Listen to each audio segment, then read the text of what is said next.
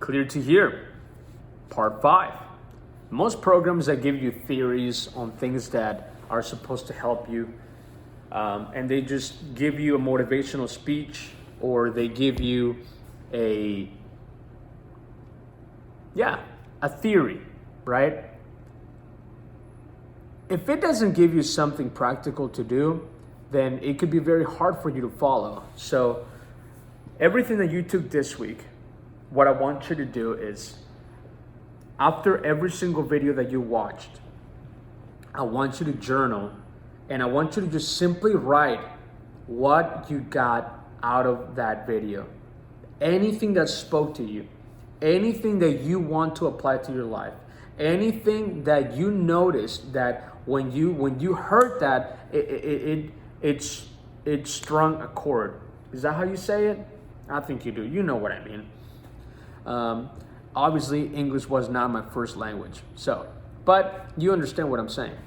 So when you heard something and you felt, okay, that's why I do that. That's why I did that. I want you to begin to journal all of that, okay? After the first day, you should have started writing down if there is anybody that you need to forgive, release resentment or bitterness off, release it, or maybe it's forgiving yourself. And if it is, then I want you to really talk about it. Talk about it with somebody. It helps to talk about it with somebody. Maybe talk about it with somebody with the Path to Freedom team. Let them know, I did this in the past, and I haven't been myself since. And because of that, it caused a bunch of stuff in my life. And I feel like because of that, I am where I am right now because of I haven't been able to forgive myself because of that. Healing is going to happen when you do that. Or maybe you just go to somebody else and let them know, hey, I forgive you for what you did all those years ago. Maybe they're hoping that you would do that. Or go and tell somebody, I really hurt you that one time. I'm sorry. Will you please forgive me? And they may forgive you, they may not, but you did your part. So begin to ask yourself those questions. Begin to ask yourself about your emotions. What is something that you continually struggle with? What are some of the emotions that you continually struggle with? Is it rage? Is it depression? Like, what is it? Well, depression is not an emotion, by the way. It's just a symptom of how you may be feeling.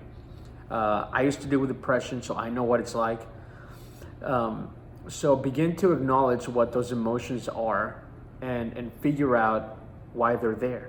So I felt this way because I was thinking this. I felt this way because of that. And as you say, I was thinking this, but then again, when I was thinking this, I realized that's not empowering thinking. That's victimization thinking of they did this to me, they did that to me, I can't believe they did that. No, you have to begin to take full authority, remember? And so as you notice, okay, I noticed that I have this emotion when this happened to me, but then whenever I realized that, I noticed the pattern of my thinking was not right, so I had to change my thinking. And when I changed my thinking to realize I've forgiven them, I've let that go. I now speak blessing over them. And because of that, your speech started changing. And as you do that, your life is going to change. So if you continually do that for the rest of your life, not only will you become your own coach, but you'll be able to help other people. Just think about it. We talk to people every day. You can know how somebody's life is by listening to them for the first 60 seconds. How they talk about themselves, how they talk about other people, And if it's somebody close to you, you can begin to hold them accountable. Hey, you really should not talk about yourself that way. You really should not talk about your kids that way. You really should not talk about your spouse that way. And you can begin to do that, and that's when you can really begin to make an impact, because you can begin talking to other people and helping them through their path to freedom. They may not even be a client, but because of something that you're learning here, you're becoming your own coach in a way to other people. That's always been my goal, to help people become their own coach so that they can then coach other people. So you started doing that, And as you do that, I want you to also take inventory of your speech. And with that, your thoughts. What is something that you continually do or say? Are you a sarcastic person? Sarcasm, for a lot of people, is like a Band-Aid. They try to hide being funny for something that they're actually hiding. They're hurting.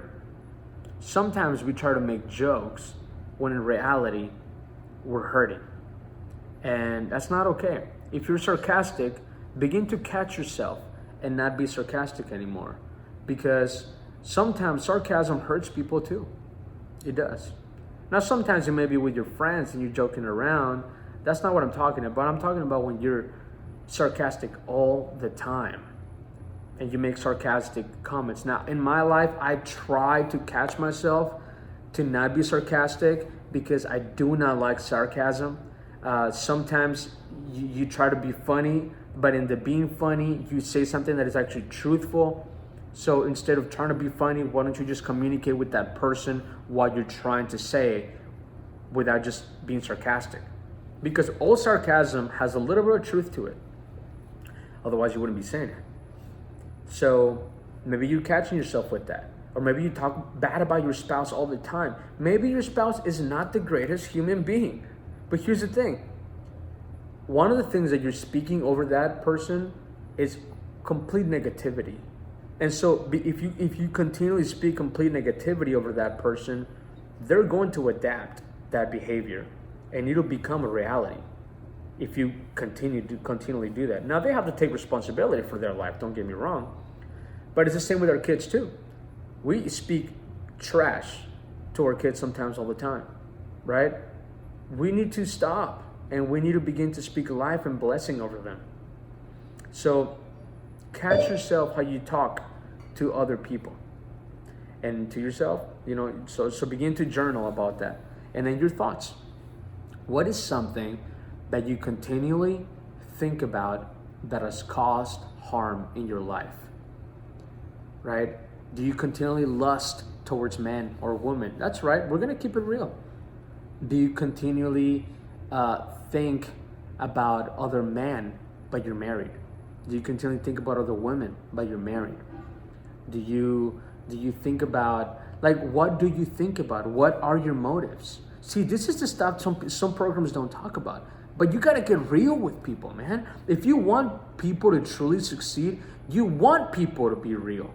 I've had that crap in my life, I've done all the crap. I've done stuff like that. I cheated on a girlfriend once, Whenever me and my wife got married, I watched pornography during our marriage, okay? I imagined things with other women because of all the thoughts that I had not taken authority in my life, right? And it was leading me down a path that I didn't want. But guess what?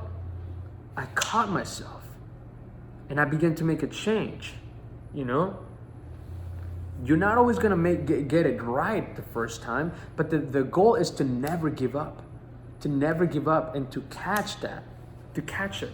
Now, another stuff that we're talking about here is some real stuff, but guess what? Life is real. Life is real, man. When people go through a divorce, that's real. When something happens and it breaks up a family, that's real. When somebody does somebody dirty, that's real stuff. It hurts people. It really does. There's stuff that was done to you and it doesn't make it right. It's not okay. But you have to begin to forgive those people. So this is the kind of stuff that we need to realize. Okay, what am I thinking about? Why am I imagining those things? And you should never, ever be okay with those thoughts. Ever. Ever. Anytime anybody tells you, oh, well, that's just thoughts that the enemy is trying to put on you. We do that all the time. As long as you don't act on them, you're good to go. No. It's not just a matter of not acting on them. It's a matter of also realizing why those thoughts are there. If those thoughts are there, You have to begin to take full inventory of your life and your motives and your imaginations and see why you think those things. And don't be okay with them. Don't be okay with them. Honor your relationships. Honor your spouse. Honor your kids. Honor God. Honor your boss. Honor your finances. Steward them right. Like, it starts with your thoughts. I know this topic was kind of heavy, but it's gonna get a little happier at times. But here's the thing, guys. I created this program because I needed it in my life too. I was depressed, suicidal, and I wanted to end my life years ago. I wish somebody would have given me the tools to not go down that path, but they didn't know how to help me. You see, I was trying to medicate myself with working out or hanging out with friends because I wasn't being real to myself. And so I began coaching a lot of people, helping them lose 5 pounds here, 10 pounds, 20 pounds, 30 pounds. But I started realizing, man, people have a horrible image of themselves. They don't like themselves. And so I started thinking, it took me years. How do I help people see themselves the right way? You're beautiful. I don't care what you look like. You're a beautiful person, and you are loved, and you're accepted. There's people in this world that need what you have. So I noticed, man, the only way people are gonna get it is if they become their own coach. And that's what this is all about.